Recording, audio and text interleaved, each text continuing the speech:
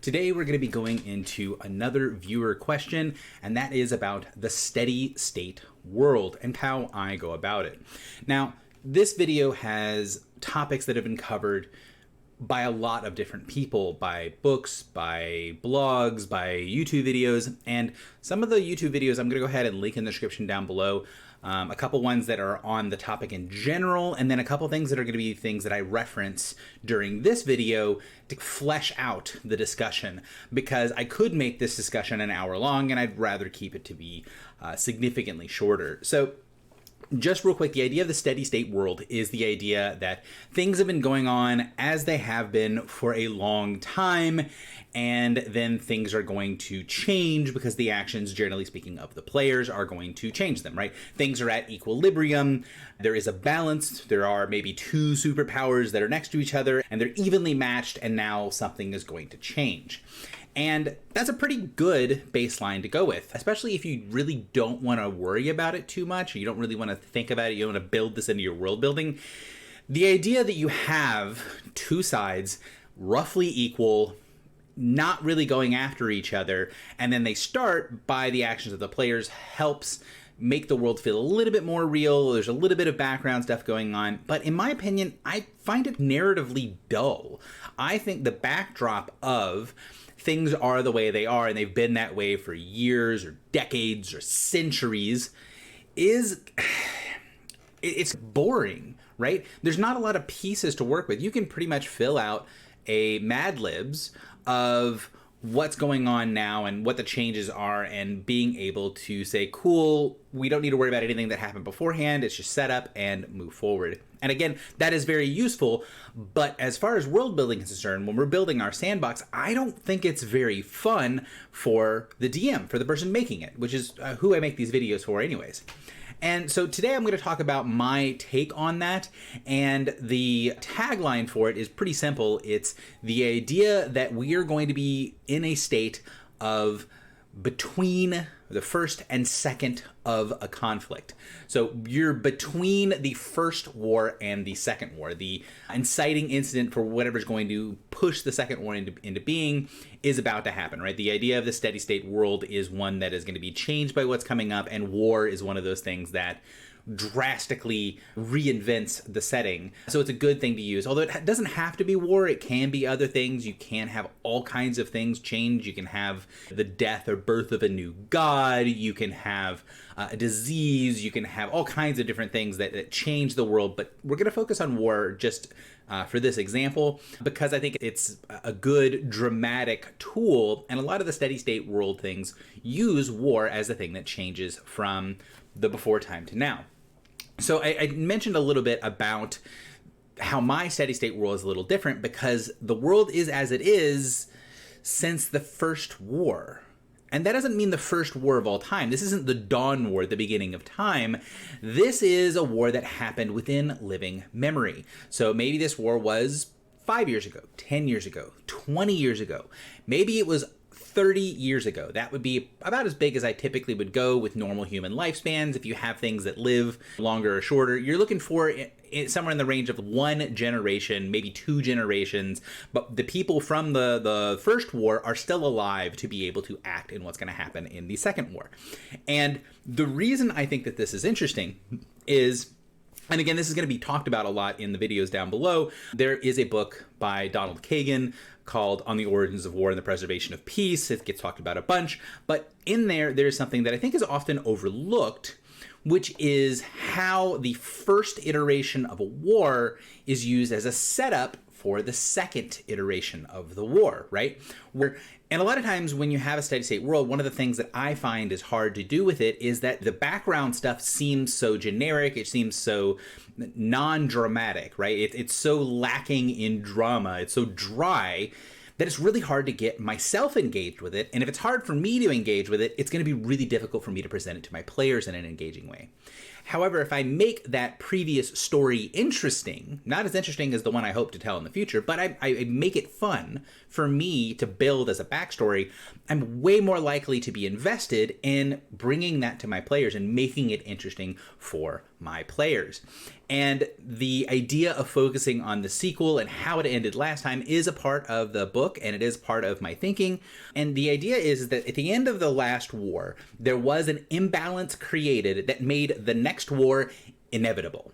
It is going to happen. We know what's going to happen. What that imbalance is a little bit different, right? You might have beaten down, one side beats down the other side until they are unable to continue the war, but they are able to come back if they get enough time, and they're here for round 2 to get the revenge for their injustices. Or the peace that was created had some sort of major flaw in it. And again, one of the things here is that the other videos will go into the idea of peace being an aberration, war being the natural state, and the idea that things are always trending towards war unless there's some reason for it not to be is very helpful for us as dungeon masters, because that means things are trending towards drama, right? If left alone, there will be drama is an excellent state for the world to be as a dungeon masters. So again, the idea of a typical steady state world and the way that it tends to be described to people is these two things that are equal, right? These things that will continue on forever unless something changes. I don't find that very fun. It's useful as background stuff, right? Because you don't have to think about it very much, but I don't find it very fun. I like to think about the imbalance, right? The country that lost the last war that believes that next time they're going to get it right, that they've suffered enough and are now going to go back, right? Maybe it's someone like Hasdrubal who believes that he didn't really lose the First Punic War, but his son Hannibal is going to win at the second one. Round 2 is going to go to them, right? And he has ways of believing how he's going to make that happen, right? He's going to put that into action and has a way of pushing that forward. You can have a thing where something like Germany at the end of World War I very much believed that it was unfair, the restrictions put upon them. They could only have an army of a certain size. They had to pay a ton of war reparations. They had to do all of this stuff that felt like a burden, felt like punishment to the German people that was unfair. It was unjust. They were just doing what nations do and going and conquering. And why are they getting punished for doing what normal nations do? This is ridiculous. And that's going to be the setup for the second war. Those sorts of imbalances, those injustices and things can be the tools that you use. And I would consider setting your campaign, your sandbox, in that idea of the between wars. We're always between wars. That's just humanity. But specifically, you're between wars that historians will call the first and the second of X war. And finding out what that original war was about can be fun. I would flip through things in history. There's Wikipedias that have lists of wars. You can look around and see if there's something that matches the geography or the ideas that you're going for in your campaign setting. Your central tensions can be something that can play around with. Is one country now technologically advanced? Is one city-state now it's more of an economic powerhouse? Or one city-state is now a more military powerhouse and they want to prove themselves to the old guard? You can have a bunch of those things for the first war, and a lot of the advice that you'll get in the other examples can set up that first war, which we're building as dungeon masters to lay the groundwork for how the resolution of the first war didn't quite sit well with some people. And then that is the instigating thing for the second war, which is going to be what we are playing through as players, as you're running this setting. That's what we're going to be focusing on, is the second war, that imbalance. Now, when we do this, we need to have people, right? We are going to set up, we're going to build that first war and the resolution of it and say, these are the injustices. So we need to come up with a couple of injustices, even if they're not real, right? Even if they're just perceived injustices, right? Did the Carthaginians actually lose the First Punic War? Pretty decisively so. Did Hannibal believe the Carthaginians lost the First Punic War? From his perspective, not really. He succeeded pretty heavily in the field. From his perspective, it was winning, winning, winning, winning, winning. We lost? What the hell just happened? And that perception, that person's perception, really warps the world, really changes things in the setting, and leads to the Second Punic War. And we're going to be using him as an example. But in order to use any of these people as example, all these people from history, or these people that we're going to use to embody certain ideals, we're going to go back a little bit to my NPC video, the original video in this series, where we talk about how you build a good NPC, and that is going to be how we're going to build something where we're working on round 2 of the war. We're going to talk about who they are. We're going to talk about what they want. We're going to talk about why they want that thing, and then how much they're willing to sacrifice to get it. Those 4 pieces from that NPC, with the assumption that this PC has enough resources to be able to be involved in what's going on, right? They don't just have a belief that they want this thing to happen. They can actually act on these 4 things. And we're going to add a 5th one to it, and that's going to be, how do these things relate to the end of the prior conflict? So let's go ahead and take one extended example, and that will be kind of our tying it all together. We're going to talk about the Punic Wars, the wars between Carthage and Rome.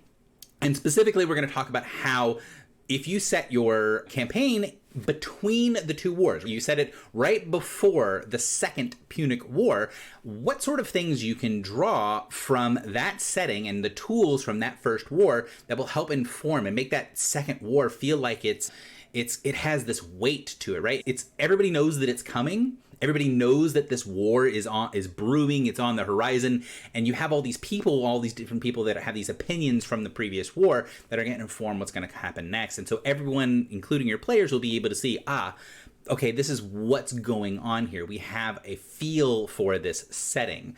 So using the model of Hasdrubal and Hannibal, we're going to talk about, who is Hannibal? He is the son of the general from the last war who believed that he basically should have won everything. He is Hasdrubal's son, and what do they want? They want to go after Rome. Hannibal swore a blood oath, his father swore it with him, to never be a friend to Rome.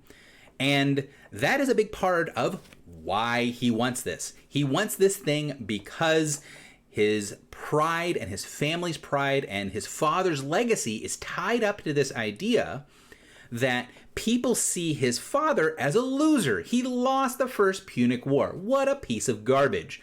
But his father sees things as saying everybody else around him lost the First Punic War. He was kicking ass and taking names. So there is this belief, right? Now, I think historically that's actually pretty accurate, but it doesn't need to be for the purposes of our NPC, right? It's just important what this person believes, their perspective. And then the next question is, the last question, how much is he willing to sacrifice in order to get what he needs? And for anyone who's done any reading on the Second Punic War, you know the answer to that is a lot. Hannibal is willing to march his army over the Alps and lose a catastrophic number of men. A number of men that, if they were lost in a battle, would be seen as a horrendous loss of troops and people. And Hannibal, as he crosses over the Alps and he goes into Italy, he goes after Rome to never be their friend, to get revenge for the family pride that has been wounded in the First Punic War.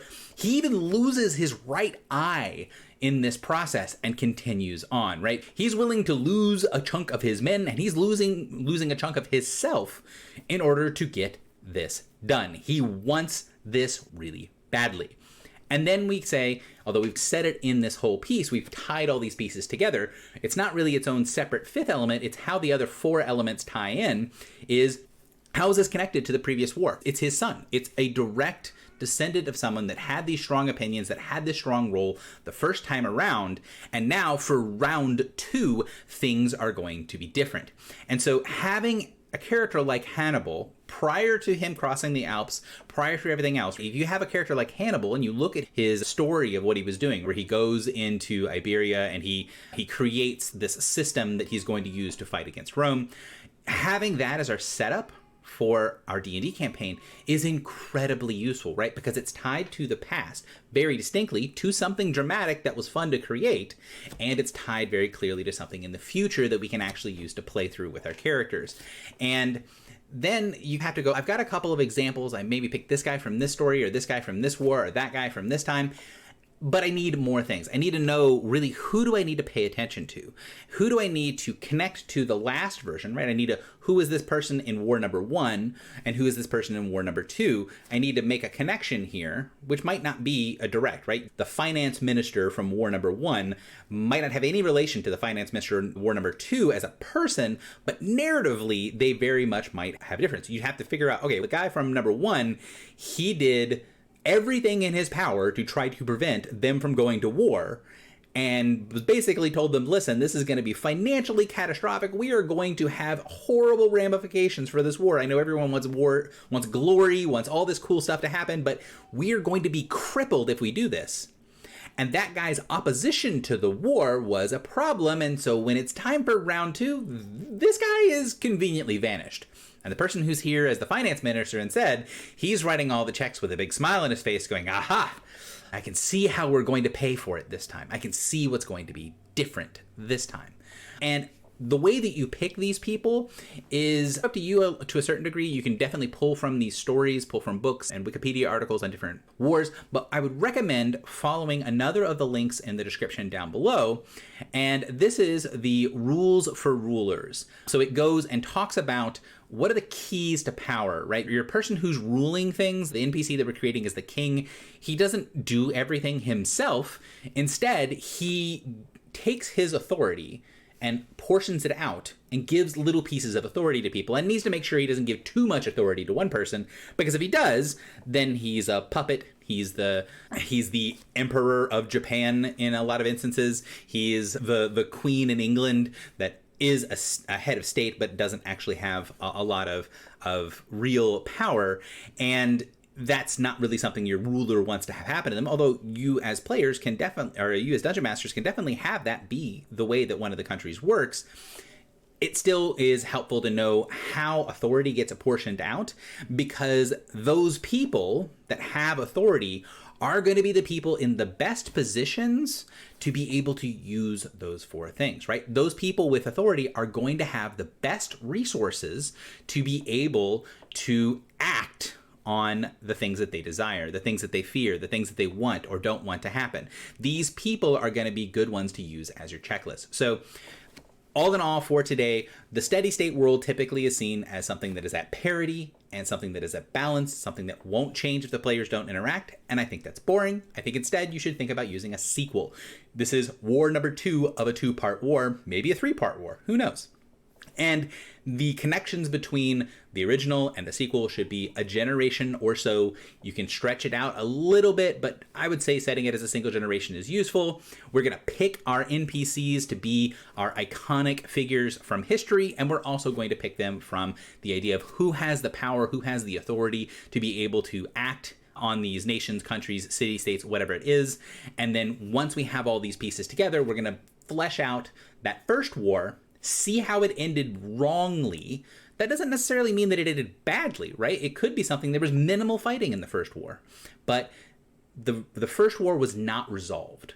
And that lack of resolution is going to create the tension that we're using to build our world for our sandbox. I will see you next time, and I'm hoping that the next video is either going to be one on something I find especially silly in a lot of world building stuff. It's the idea of death. And if it's not that, it's probably going to be a very large video on how I actually go from beginning, I have an idea for running a game, to what I bring to the table for session 0, how I flesh out enough of a sandbox to be able to get started. And I will see you guys next time.